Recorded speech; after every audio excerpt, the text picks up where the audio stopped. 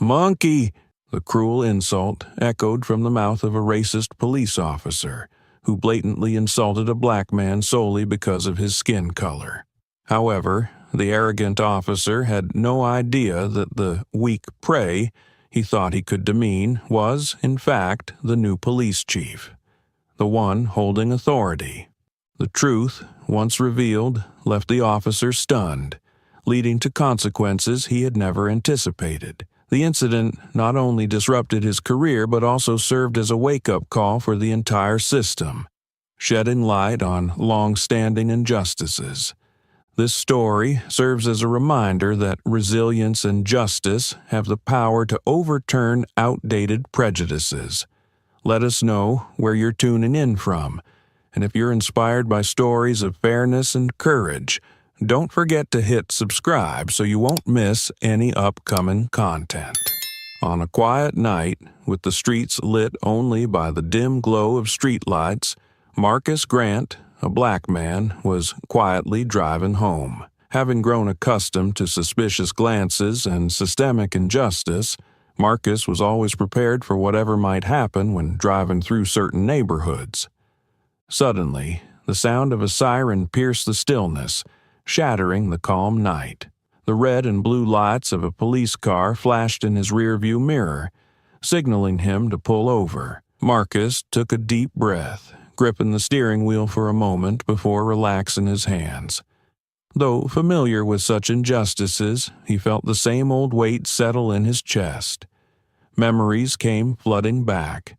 Contemptuous glares, cruel insults, and the times he was treated as less than human. But this time was different. He was no longer the vulnerable young man he used to be.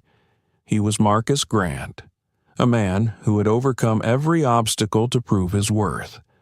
That thought restored his calm, though his heart still raced as he prepared for an encounter that he knew could become a pivotal moment in his life. Stepping out of the patrol car was Officer Carter, a white policeman infamous for his abrasive demeanor and racist behavior. Carter approached with an air of arrogance, his gaze brimming with disdain. In his police uniform, he exuded not just authority but an intent to assert dominance. "License and registration," Carter said coldly, not explaining the stop. Marcus, fully aware of the injustice, maintained his composure. Slowly, he retrieved his documents and handed them to Carter, his gaze steady on the officer. "Is there a problem, officer?" Marcus asked calmly, not out of fear but to try to defuse the tension. Carter merely glared at him, the contempt in his eyes growing more evident. "Don't ask questions. I'm the one asking the questions here," Carter replied sharply, his tone cutting like a knife, each word steeped in disdain. Marcus understood that this would not be a normal exchange. He braced himself internally, knowing that this night might mark a turning point in his life. Carter, with his trademark arrogance, moved closer, ready to exercise the kind of power he was accustomed to abusing. But he didn't know that this time, things wouldn't go the way he expected. Carter stood tall by the car window, his cold, dagger-like eyes scrutinizing Marcus with unapologetic disdain. His face was expressionless, but his lips curled into a mocking smirk. The streetlight illuminated Carter's features, sharpening his hardened, predatory expression, like a hunter facing prey in the dark. But Marcus, sitting in his car, was not easy prey. He neither bowed his head nor hurried. His gaze was steady, as unyielding as a rock in a rushing stream. Carter flipped through Marcus's documents deliberately, not hastily, but with an intentional slowness. Time seemed to freeze as the atmosphere thickened with tension. This pause wasn't just procedural. It was a calculated exertion of power, a silent punishment meant to transform the stillness into a tool of oppression. "Out here this late? What are you up to?" Carter asked, his voice drawn out, each word dripping with suspicion. But before Marcus could respond, Carter continued, his tone shifting to one of ridicule. "Someone like you.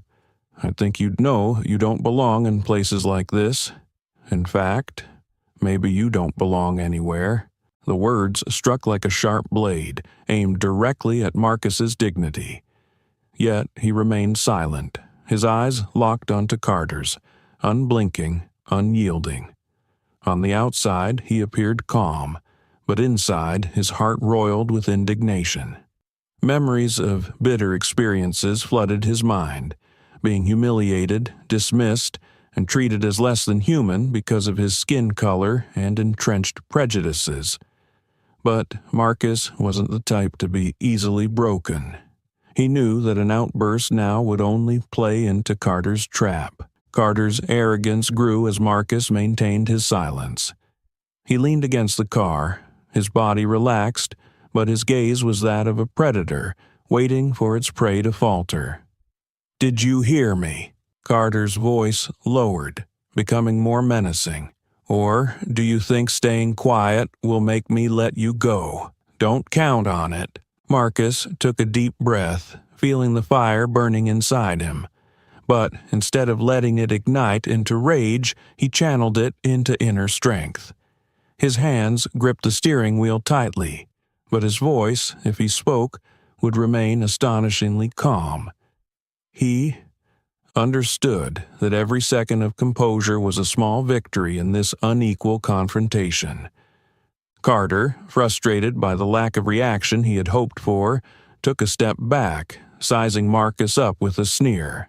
And then, as if to push things to the breaking point, he uttered a single, venomous word. "Monkey!" The word cut through the silence like a knife, shattering the stillness. It wasn't just a personal insult, it was a centuries-old weapon of prejudice, a representation of systemic racism that Marcus and countless others had endured. Carter smirked, his lips curling as though he had just claimed a triumph. He stood there, basking in a sense of power. But Marcus did not react as Carter expected. There was no anger, no shouting, no retort. His gaze, calm but piercing, reflected all of Carter's pettiness and ugliness at him. That silence, far from being submissive, radiated an almost tangible strength. It wasn't just restraint. It was a declaration that he was unafraid, that he stood for something far greater: justice and change. Carter, reveling in his perceived victory, was oblivious to the precarious situation he had created for himself. He had no idea that the man he was insulting was Marcus Grant, the newly appointed chief of police, the very leader of the force Carter served. Marcus, with his silence and composure, didn't need to reveal his identity. His presence alone spoke volumes. When the truth came to light, Carter would realize he hadn't just insulted a man, he had insulted the future of his profession. And Marcus, sitting there with unshakable confidence, waited patiently for the moment when the truth would illuminate the night. Carter, smug and arrogant, failed to realize that Marcus's silence was not a sign of fear, but a reflection of restraint born from an inner strength forged through years of adversity. As Marcus's unwavering gaze held steady, memories of his journey to becoming the man he was today flickered in his mind. Marcus had grown up in a small town where racism wasn't just cruel words, but deliberate actions meant to suppress anyone daring to dream beyond the confines imposed upon them. His childhood was marked by scornful looks and mocking laughter whenever he expressed aspirations beyond the destiny others sought to impose on him. One memory came rushing back. As a teenager, Marcus had been falsely accused of theft by a group of white classmates simply because he was standing near an unattended bicycle. Despite having done nothing wrong, he was summoned by the police and treated like a criminal. That day, his father gripped his hand tightly, looked him in the eye, and said, "You can let them define you, or you can stand up and prove them wrong." Those words etched themselves into Marcus's mind, becoming a driving force throughout his life. Marcus resolved never to let injustice imprison him. He studied with a relentless dedication that no one could ignore, knowing he had to work twice as hard as others to achieve the same recognition. As an adult, he joined the police force, not only to change his own life, but to carve a new path for his community. But that journey was anything but easy. As a black officer, Marcus faced no shortage of suspicious glances, both from his colleagues and the community he served. Yet he never allowed this to deter him. Instead, he used every instance of being underestimated as fuel to prove his worth. He rose not only through his abilities but through his steadfast determination and integrity. The memory faded, and Marcus returned to the present, standing before Carter, a living embodiment of everything he had fought against. Marcus felt the weight of responsibility on his shoulders. He wasn't just representing himself. He had become a symbol of change, a beacon of hope for an entire community.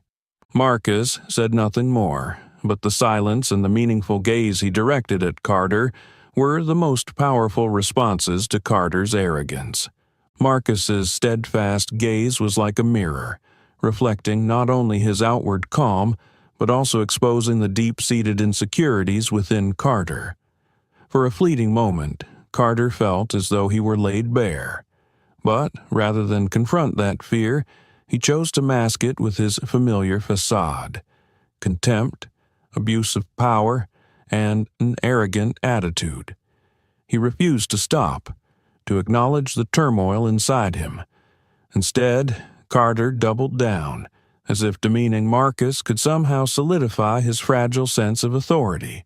To understand Carter, one must look beyond his actions and delve into the context that shaped him. Carter grew up in a family where racism was not merely an opinion, but an inherited norm, passed down from generation to generation like a legacy. His father, a former police officer, often recounted tales of keeping order on the streets, laced with insinuations that black people were always the root of trouble. At family dinners, amid the clatter of cutlery and laughter, venomous racial slurs were spoken freely, unchallenged, unquestioned. These words seeped into Carter's subconscious, becoming the lens through which he viewed the world. As an adult, Carter followed in his father's footsteps and joined the police force, believing that the badge was not only a symbol of justice, but also a tool for asserting control. Yet, from the moment he donned the uniform, Carter realized that this belief was no shield for his inner insecurities.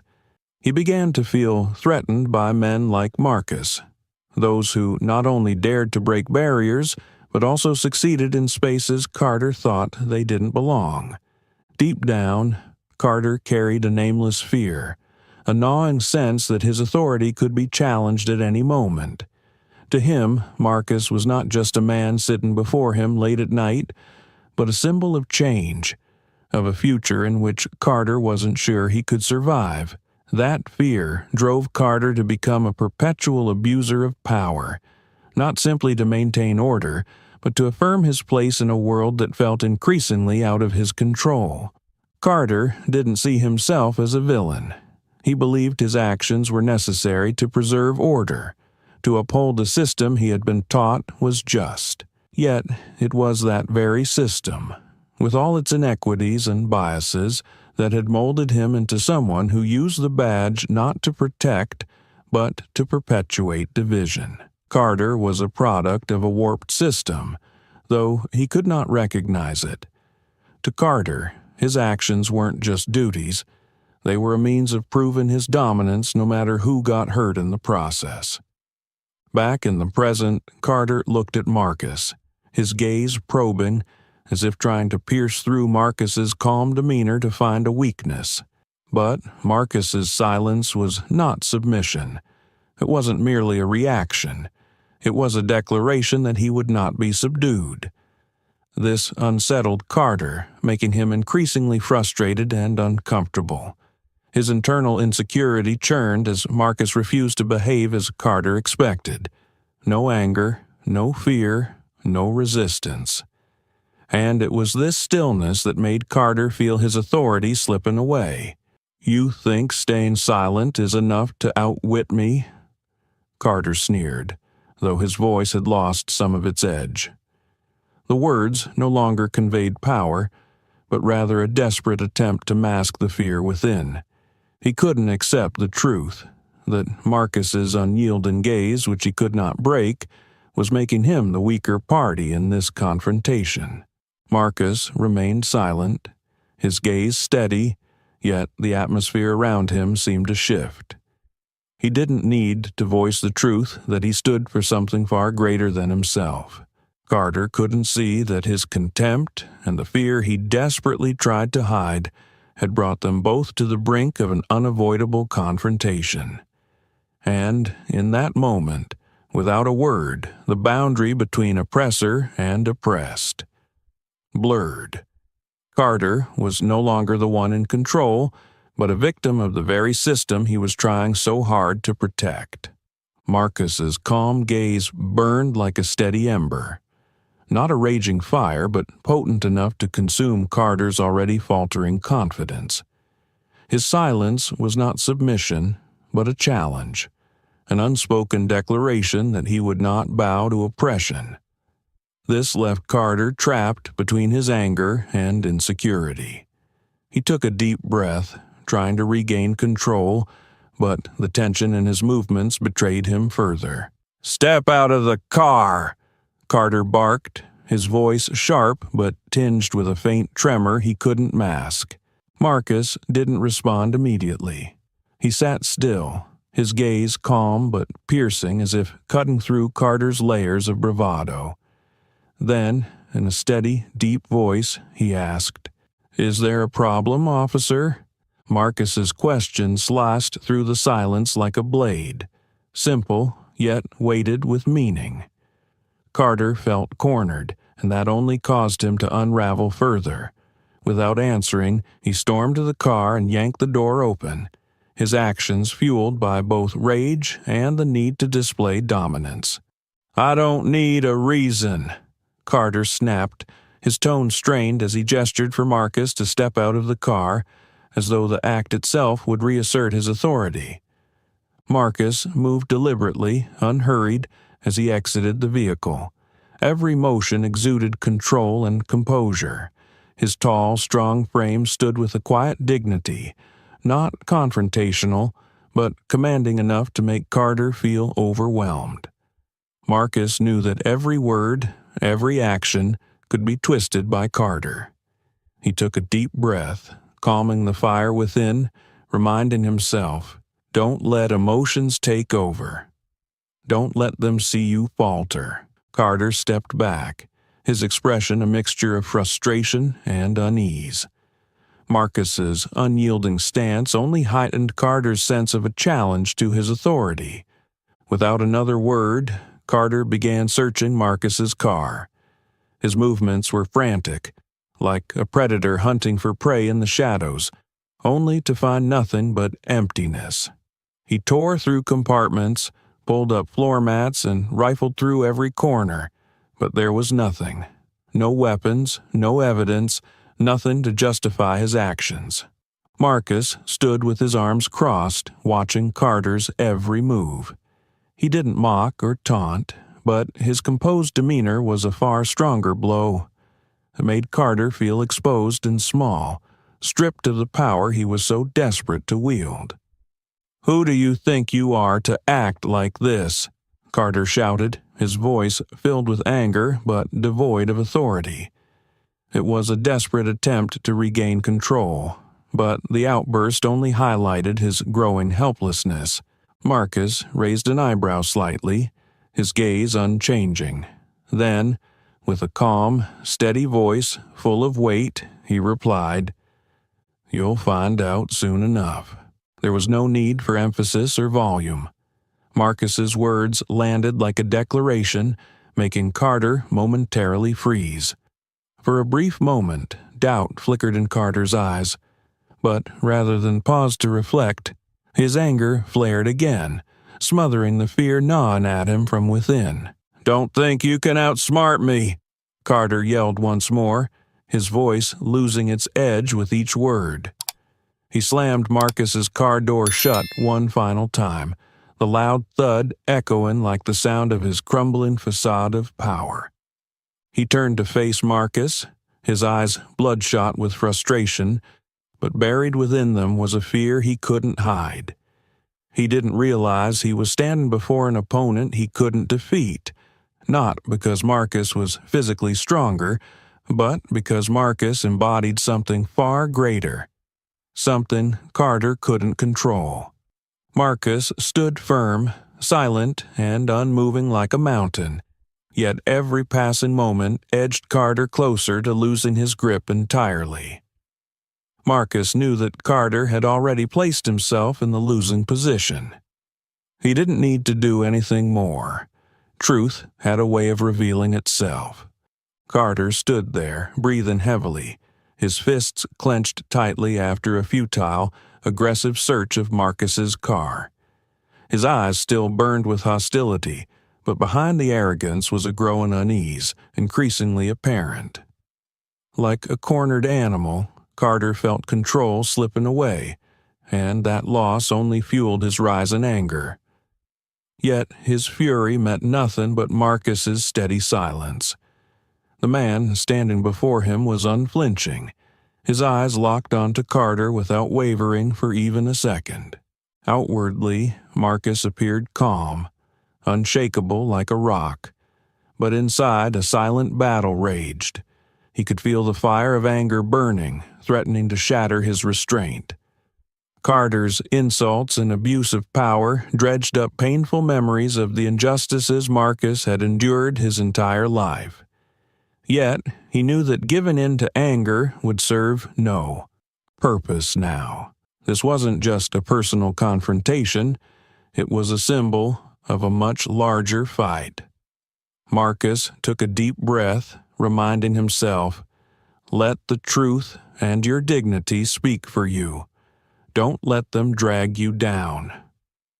Slowly, Marcus reached into his jacket pocket, his movements deliberate and purposeful, sending an unspoken message. Carter, nerves stretched taut, flinched slightly. He took a step back, his eyes sharp with suspicion, and his hand slid toward his belt, ready to draw his weapon. The tension in the air was suffocating, as though time itself had frozen, silencing every sound around them. "Calm down, officer," Marcus said, his voice deep, steady, and commanding, an invisible force that demanded Carter's attention. "There's no need to escalate." Very deliberately, Marcus pulled a small, gleaming object from his pocket. Under the pale glow of the street light, it shimmered. A badge. He placed it gently but firmly on the hood of the car, its presence speaking volumes without a single word. It was the badge of the Chief of Police, the highest symbol of authority in the department Carter served. Carter froze, his eyes locked onto the badge as if it were something surreal, something that shouldn't exist in his reality. At that moment, every ounce of confidence and arrogance drained from him like a receding tide. His face, once filled with contempt and derision, shifted to shock, then confusion, and finally horror. "Chief?" Carter stammered, his voice barely above a whisper, fraught with disbelief. "No, that can't be." "It is," Marcus replied, his tone unchanged, calm but laden with the weight of truth. "I am Marcus Grant, the new chief of police for this precinct, and I believe we need to have a serious conversation about how you conduct yourself." Carter stood frozen, his face flushing from pale to a deep red, as embarrassment and shame warred with the anger boiling inside him. He felt his world crumbling beneath him. The man he had insulted, demeaned, and attempted to dominate was no ordinary citizen. He was the man who held Carter's future in his hands. Inside Carter's mind, Everything was chaos. The arrogance that had once been his shield now felt like a noose tightening around his neck. Yet, instead of conceding defeat, his instinct to cling to power flared up, desperately trying to salvage what little authority he thought he had left. This doesn't change the fact that you were uncooperative," Carter said, his voice shaking as he tried to project strength. "You think you can intimidate me with your rank?" Marcus's gaze remained steady, his expression unmoved. Carter's words echoed hollowly in the tense air, powerless against the calm confidence radiating from Marcus. "Intimidate you?" Marcus raised an eyebrow, his voice cold yet unraised. "No, I don't need to do that. The truth speaks for itself." The air grew heavy and thick with unspoken realizations. Marcus didn't need to say anything more. He knew that Carter understood he had already lost everything. Meanwhile, Carter stood there, feeling utterly exposed under the weight of the truth. His bravado, his power plays, all of it had crumbled in the face of Marcus's silent resolve. For the first time, Carter realized that his position and authority could not save him. Marcus remained still, his presence commanding yet restrained, like an immovable monument. He didn't need to do anything more. The truth had already reshaped the balance of power. Carter, despite his attempts to save face, could not deny that he had lost. Not just this confrontation, but also the battle with his conscience. Carter stood frozen, his eyes fixed on the gleaming badge resting on the hood of the car. For a moment, everything seemed to stop, and the shock on his face was impossible to hide. But his ingrained arrogance and stubborn instinct, the defensive walls he had built over the years, refused to let him admit defeat. The initial horror quickly morphed into a furious rage. He strode forward with heavy, forceful steps as if trying to reassert his authority. His eyes blazed with defiance, but deep within them, fear gnawed at his core. "Your position doesn't exempt you from being searched," Carter said, though the tremble in his voice betrayed his attempt to sound authoritative. He leaned down and yanked open Marcus's car door again, the metallic clatter reverberating through the quiet night like an act of aggression. "I'm following protocol," he added, more as if convincing himself than Marcus. Marcus remained silent, his gaze as sharp as a blade slicing through Carter's feeble defenses. He didn't move or resist, but his composure alone posed a threat more powerful than any words. Carter began rummaging through Marcus's car, searching every compartment, every corner. His movements grew frantic, almost desperate, as if his physical aggression could mask the insecurity consuming his mind. "You won't find anything," Marcus said, his voice so calm it was like a cold wave dousing Carter's frantic energy, highlighting the futility of his actions. "I'll be the judge of that," Carter barked, his voice exploding in what felt like a final act of rage before collapsing into futility. He continued his search, but with each empty compartment, every untouched corner, the weight of his failure bore down harder. Finally, Carter slammed the car door shut, the loud bang marking the end of a ridiculous charade. He turned to face Marcus, his eyes full of hatred, but the flicker of doubt behind them was impossible to miss. "You think you can use your rank to get out of this?" Carter shouted, but his voice wavered, lacking the sharpness it once held. "Don't think I'm intimidated by that badge." Marcus raised an eyebrow slightly, stepping forward slowly, but with a quiet authority that made Carter instinctively step back. Marcus's eyes never left Carter's, cold but not cruel, as though he were looking straight through him. "I don't need to intimidate you, Carter," Marcus replied, his voice low but carrying the weight of absolute certainty. "I just want to remind you of one thing. If you can't respect me, at least respect this badge." The words landed like a hammer blow to Carter's pride. The silence that followed wasn't peaceful but heavy, a void where any excuse would have been meaningless. Carter's face flushed red, his fists clenched tightly as if trying to hold on to the last remnants of authority slipping away from him. Yet his hand trembled as he pointed at Marcus. "Don't think that being in that position puts you above the law," Carter managed to say, though even he could hear the lack of conviction in his own words. Marcus didn't respond immediately.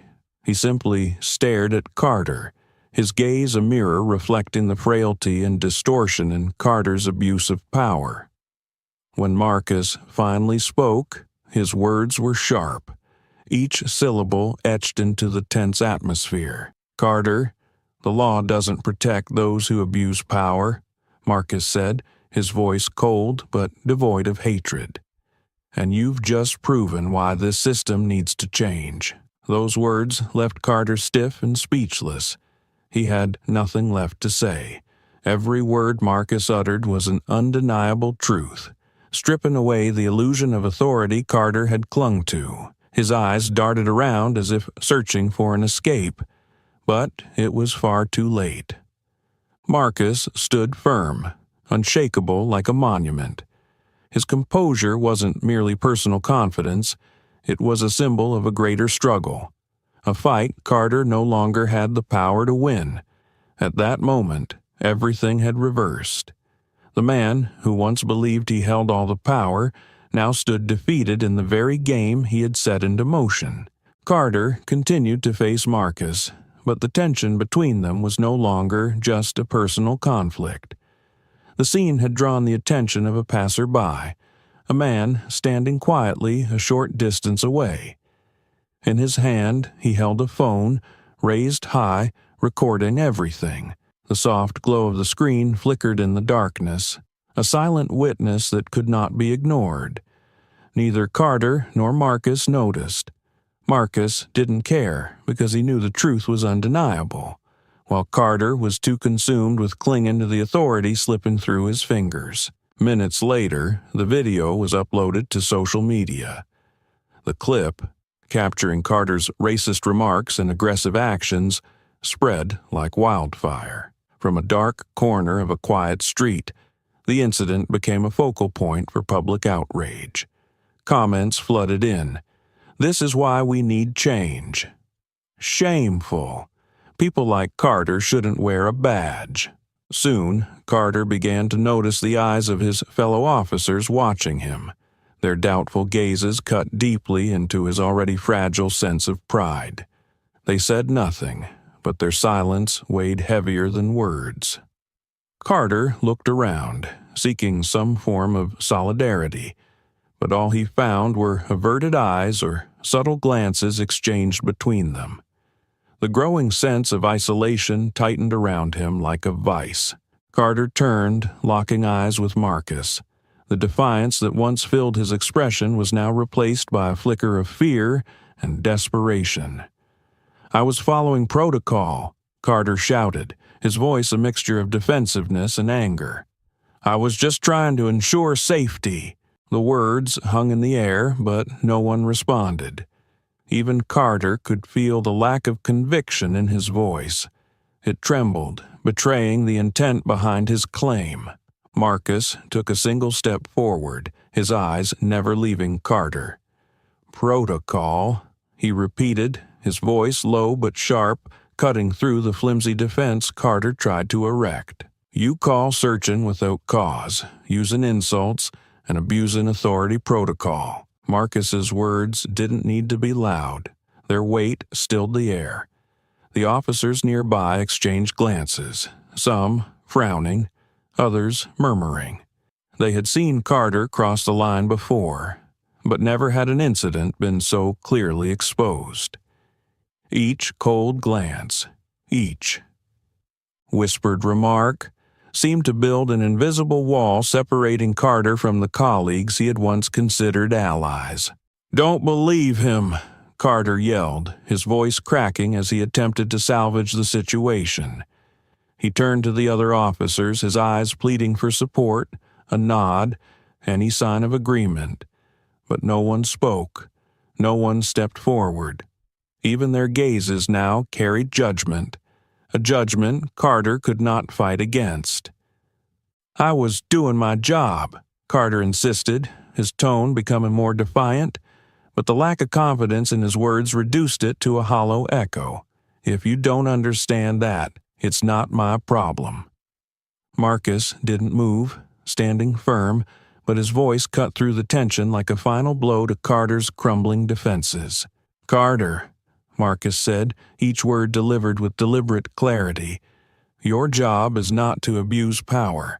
Your job is to uphold justice, a principle you've just destroyed with your actions." Marcus's words struck like a hammer, shattering the fragile illusions Carter had clung to. His face drained of color, and his eyes darted around, searching for an escape that didn't exist.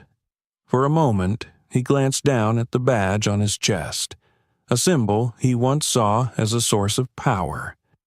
Now it was nothing more than a hollow piece of metal, stripped of its meaning. Whispers began to ripple through the ranks of the officers. A few stepped toward Marcus, their actions a quiet signal of support. The man recording the scene remained in place, capturing every moment. And Carter, despite his efforts to stand tall, could not hide the reality that the power he once held had been entirely stripped away. He had lost control of the situation, and the respect of those who had once stood with him. Marcus, calm and composed, looked at Carter one last time. "Think about this, Carter," he said, his voice deep and resonant. "Think about whether the badge on your chest stands for justice or your selfish ego." With those words, the balance of power had completely shifted. Carter was no longer simply facing Marcus. He was facing the truth of who he was, laid bare under the light of justice and the scrutiny of the community. The tension hung heavy over the scene as more officers began to gather around. Small groups stood scattered, exchanging hesitant and questioning glances, each person seemingly trying to make sense of what was unfolding before them. Murmurs began to ripple through the crowd, but no one spoke loudly, afraid that any words might spark an explosion. Despite the clarity of the truth, not everyone reacted the same way. Some officers remained silent, their eyes glancing over Marcus with reluctance. To them, Marcus was not just the new police chief, but a symbol of change they were not ready to embrace. While they didn't condone Carter's actions, their loyalty to the old ways made them unwilling to support Marcus. Their silence was a quiet protest, an unspoken declaration that they did not welcome his presence. In contrast, other officers openly displayed their disapproval of Carter's behavior. Stern looks and furrowed brows began to emerge among the group. Officer Reynolds, who had observed the entire incident from the beginning, finally stepped forward. His face was etched with disappointment, not just in Carter but in the team he was a part of. Reynolds had witnessed Carter overstepping boundaries before, but tonight had crossed a line. However, even as he moved to stand with Marcus, Reynolds remained cautious, aware that speaking out might isolate him in a force resistant to change. "Carter, that's enough," Reynolds said, his voice firm but measured. "You're damaging yourself and the honor of this entire team." Carter spun around, his eyes bloodshot with anger, but his fury was now tinged with unease. "Who do you think you are to lecture me?" Carter roared, but his voice lacked its usual authority. For a moment, the fractures within the team became painfully evident. All eyes were on Carter, some supportive, others skeptical, only deepening his sense of losing control. Marcus observed it all, his calm demeanor unshaken, but beneath his composed exterior, he understood that this confrontation was about more than just him and Carter. It was a battle against a system that had nurtured behaviors like Carter's and encourage the silence of others. The division among the officers was the clearest evidence of the challenges that lay ahead. Marcus stepped forward, his voice clear and steady, directed not just at Carter but at all the officers around them.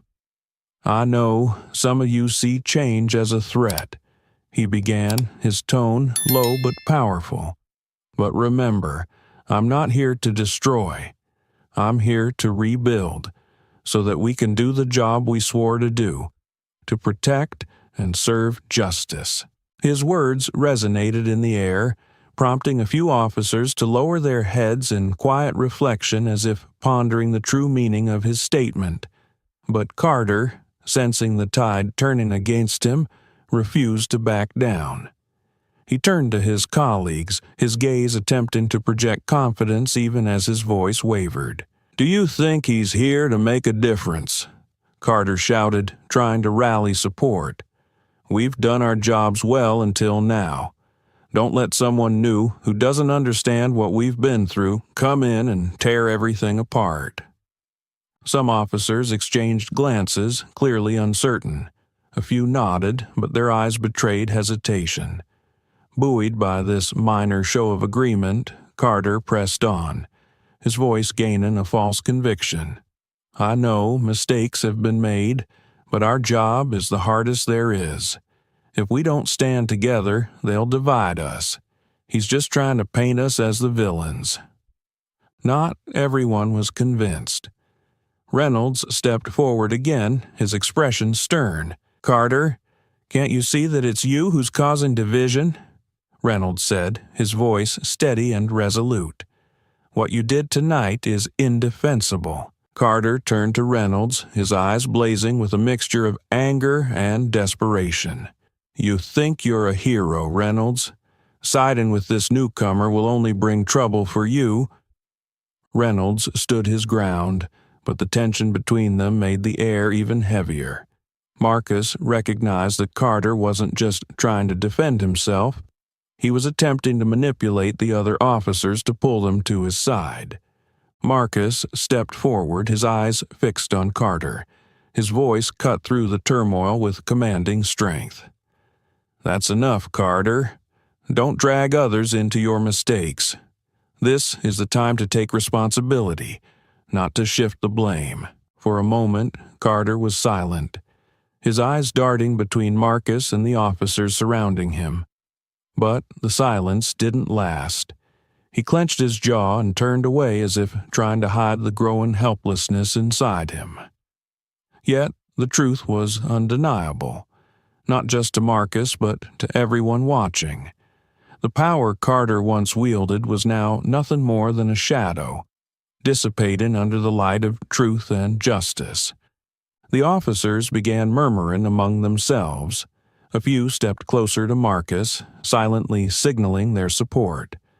The bystander who had been recording the entire incident remained in place, capturing every moment. And Carter, despite trying to maintain his composure, could not conceal the reality that his control over the situation and the respect of his peers was gone. Marcus remained calm, his presence unwavering as he addressed Carter one last time. "Think about this, Carter," he said, his voice steady yet resonant. "Consider whether the badge on your chest stands for justice or for selfish egos." With those words, the balance of power had completely shifted. Carter was no longer merely confronting Marcus. He was facing his reflection, laid bare before the scrutiny of justice and his peers. Marcus stood tall, his gaze sweeping over the assembled officers. Despite the clear division among them, he maintained an air of calm authority. His eyes settled on Carter, who stood rigid, his fist clenched as if trying to hold on to the last remnants of power. Marcus knew this was the moment he had to act, not just to address Carter's misconduct, but to assert the value of principled leadership. "Officer Carter," Marcus said, his voice resonating with authority, not loud but powerful enough to pierce the tension in the air. "I am placing you under arrest for abuse of power and violation of regulations, effective immediately. The words struck Carter like a blow. He froze, his expression shifting from defiance to shock, and then quickly igniting into fury. "You can't do this," Carter shouted, his voice trembling, stripped of its usual command. "You think you can ruin my career over a traffic stop? I've served in this force for years." Marcus did not react to Carter's outburst. Instead, he turned to two nearby officers, his gaze firm but not menacing. "Escobar, Reynolds, I need you to escort Officer Carter to the station and initiate his suspension. This is a direct order." Reynolds, who had already aligned himself with Marcus, nodded. Though the tension in the situation was palpable, he understood that Carter had gone too far. Escobar, standing nearby, hesitated for a moment. His eyes darted to Carter, then back to Marcus. But after a brief pause, he nodded and slowly moved toward Carter. Carter yanked his arm away when Escobar attempted to cuff him. "I'm not going anywhere. You can't do this to me." His voice cracked with desperation as he turned to the other officers, his tone pleading. "Are you going to let this happen? He just got here, and now he's trying to destroy everything we've built." No one responded. Silence rippled through the crowd. Some officers lowered their heads, avoiding Carter's gaze. Others stood stiffly, their faces impassive. But no one stepped forward to defend him. At that moment, Carter realized he had lost everything. Not just his authority, but the respect of his colleagues. Reynolds, who had witnessed Carter overstep boundaries many times before, reflected on a particular incident from 2 years prior. During a nighttime patrol, Carter had conducted a violent arrest of an innocent man. Reynolds had wanted to intervene, but had remained silent, pressured by his peers and fearful of isolation. Now, faced with this situation, Reynolds knew he couldn't remain on the sidelines any longer. "Carter, that's enough," Reynolds said firmly, his tone measured but resolute. "You're hurting yourself and the reputation of the entire team." Reynolds's words prompted Escobar, who stood nearby, to waver. As a younger officer, Escobar had admired Carter for his experience. But tonight, witnessing Carter's behavior, he began to question everything. Escobar's eyes shifted to Marcus and then back to Reynolds, seeking validation. "Reynolds is right," Escobar finally said, his voice soft but steady. "We can't keep covering up actions like this. It doesn't just damage our honor, it erodes the trust of the community we're meant to serve." Escobar's words ignited a spark. A few officers began nodding, though they remained silent. Carter turned to his colleagues, desperation seeping into his voice. "Are you going to let this happen? He just got here, and now he wants to tear apart everything we've built." No one answered. Silence engulfed the group once more. A few officers averted their eyes while others stood expressionless. But none moved to support him. At that moment, Carter understood he was truly alone. His authority shattered, his respect gone. Marcus stepped closer, locking his gaze on Carter. "Carter, this isn't about me versus you. This is justice versus wrongdoing.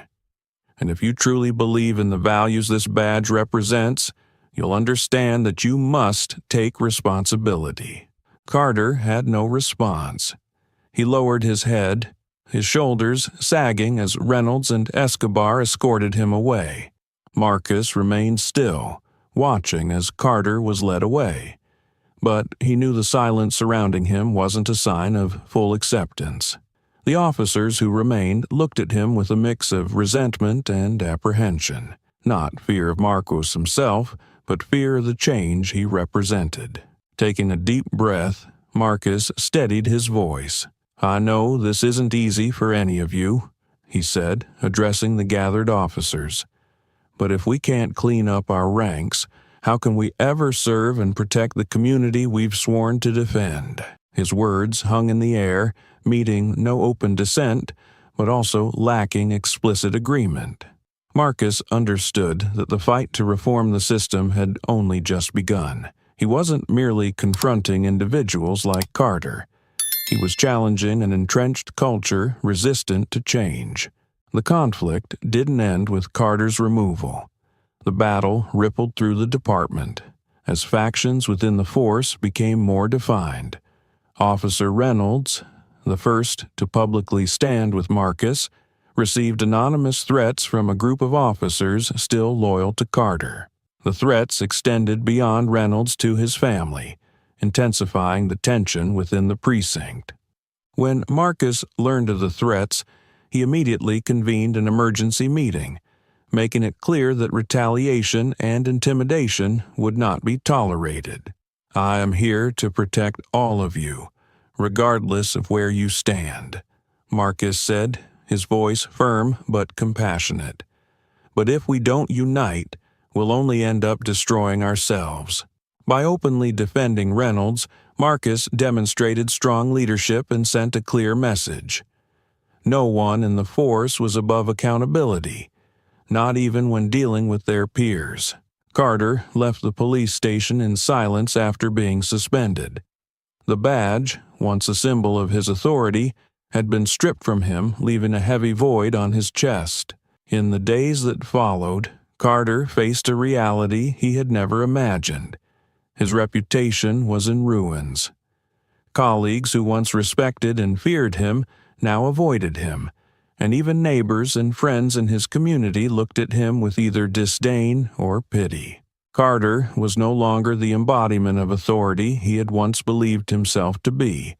He realized that the worst part was not losing his job or his power, but losing his sense of belonging to a community. What had once been a source of pride now became the root of his shame. Rather than fully accepting defeat, Carter tried to turn the situation around. In a desperate attempt to reclaim his standing, he turned to social media, posting defamatory statements about Marcus. He accused Marcus of abusing his power and manipulating the police force. Carter hoped these posts would turn public opinion against Marcus, or at least create enough pressure to force his resignation. At first, Carter's posts garnered support from individuals who shared his views. However, the tide quickly turned when a wave of Carter's former victims began speaking out on the same platforms. These individuals shared their stories of being mistreated by Carter, accompanied by evidence of his past misconduct. These revelations not only exposed Carter's true nature, but also deepened public sympathy for Marcus, clarifying why his efforts to reform the system were so crucial. Overwhelmed by the backlash, Carter eventually deleted his posts, but the damage was done, and public opinion was no longer forgiving. He realized his actions had only exacerbated the isolation he was already experiencing. One evening, sitting alone in his empty house, Carter stared at the table where an old photograph of his father rested.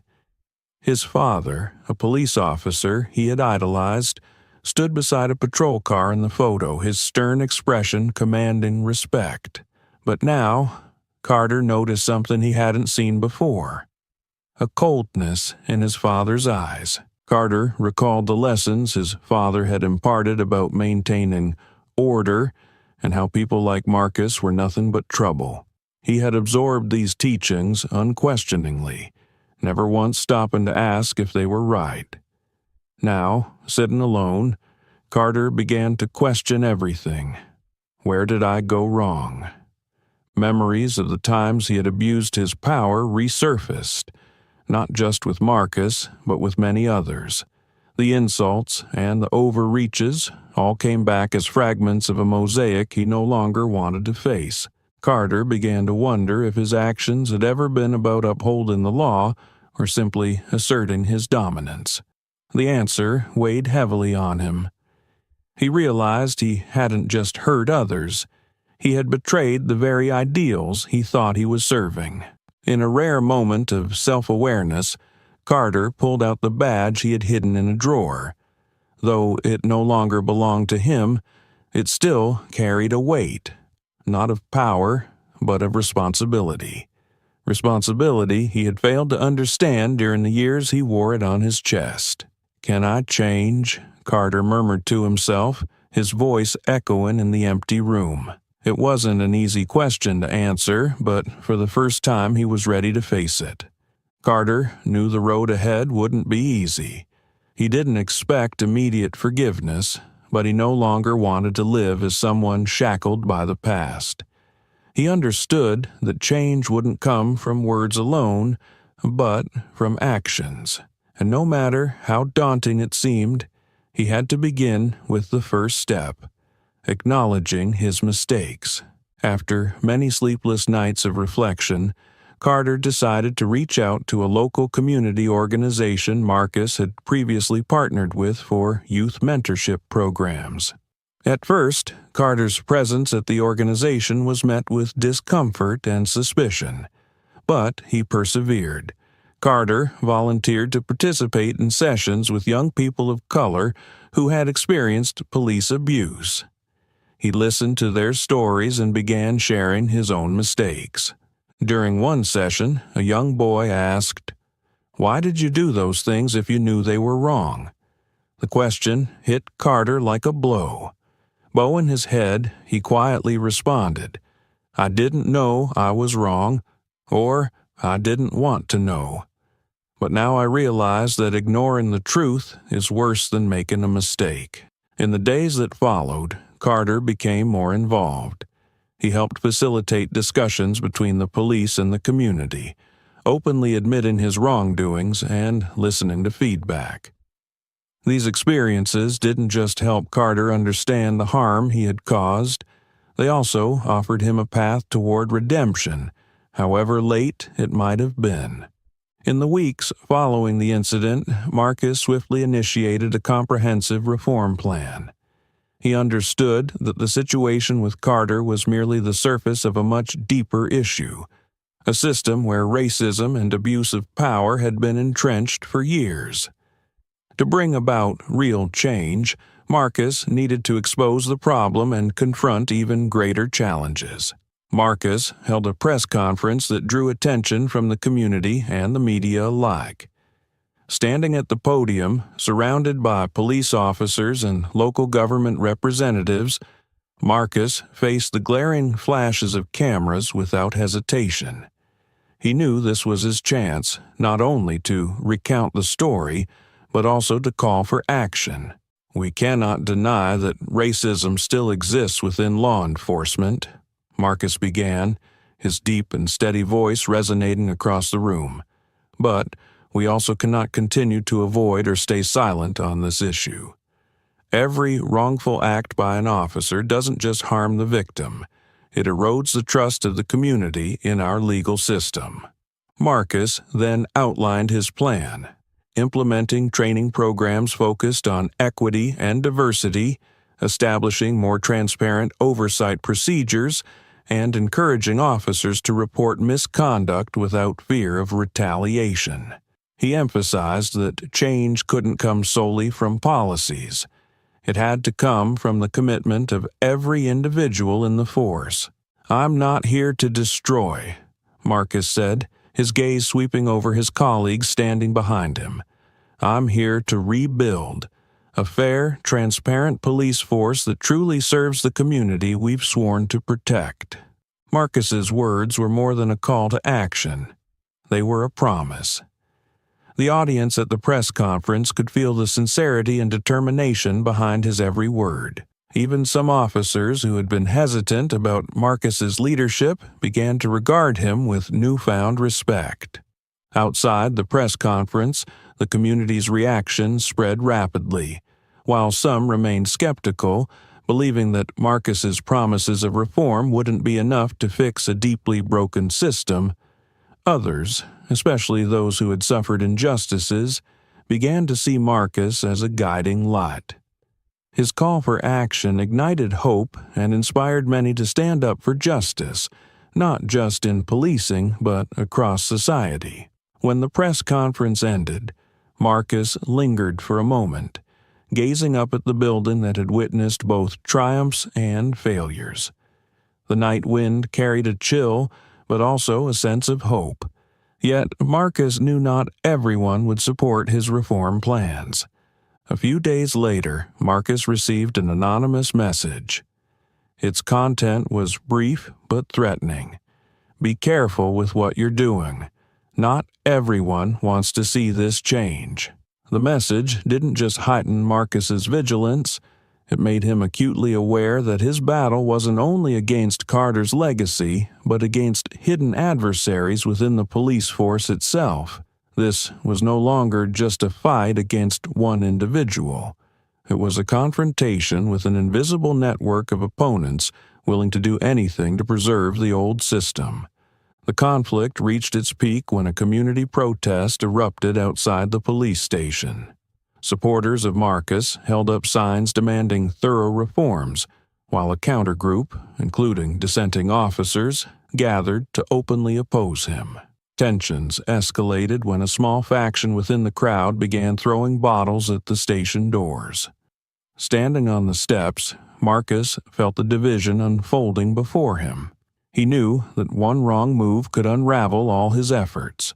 After managing the protest, Marcus returned to his office, where the dim light from his desk lamp illuminated stacks of reform documents.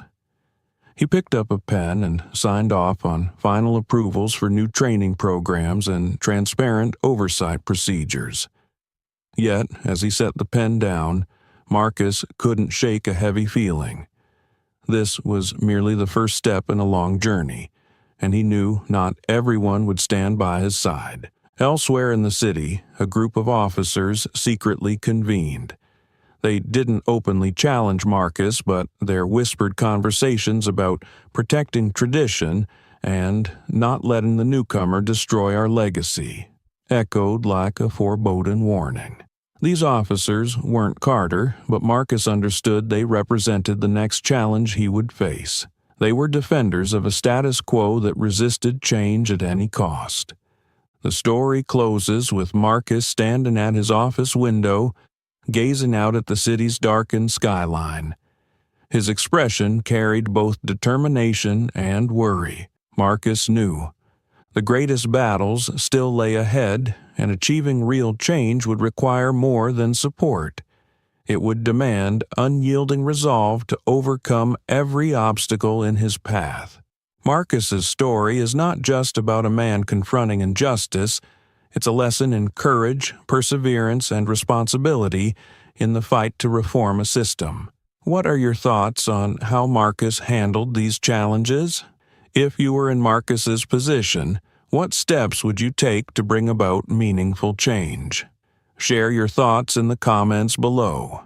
If you found this story meaningful, don't forget to like, share, and subscribe to our channel for more inspiring stories.